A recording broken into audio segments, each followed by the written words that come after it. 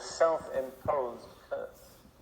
Now, if you go to the end of the chapter, just the last verse, you find Rebekah beginning to use very negative language about herself. Rebekah said to Isaac in verse 46, I am weary of my life because of the daughters of Heth. If Jacob takes a wife of the daughters of Heth, like those who are daughters of the land, what good will my life be to me? I'm tired of living. What's the good of living? That's a typical statement by somebody who's under a curse. Never permit yourself to say that. Don't make negative statements about yourself. Don't say, I'll never be able to do this. I never succeed. I'm no use. I'm a failure. I just can't take it anymore. And then you go on and you say, I wish I were dead. I'd be better off dead. Do you know what you're doing? You're inviting the spirit of death.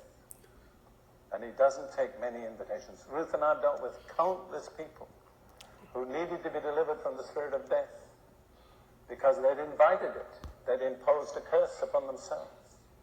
And we've learned one beautiful verse that has helped hundreds of people.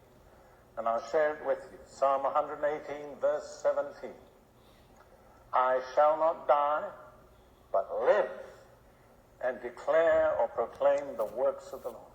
If you have made a negative remark about yourself, if you have imposed something negative on yourself, you need to revoke it by the positive. You see, as a remarkable example, you know that Peter denied 3 times he knew the Lord. Later on, after the resurrection, beside the Sea of Galilee, Jesus had a personal talk with Peter. And 3 times he said, do you love me? He made Peter affirm 3 times that he loved him. Why did he do that? Because Peter had to revoke the negative statements he'd made before the crucifixion. See? So if we've said something negative and brought some dark shadow over us, we need to revoke the negative and replace it by the positive. And this verse is a perfect one. I shall not die. Doesn't mean you'll never die, but it means Satan's not going to kill you before your time. I shall not die, but live and declare the works of the Lord. I think it would be good for all of us to say that. First time you say it after me. I shall not die, but live and declare the works of the Lord. Now let's all say it together this time. I shall not die, but live and declare the works of the Lord. Now once more.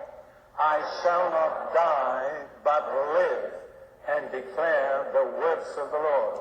Now saying that may change the destiny of your life. All right.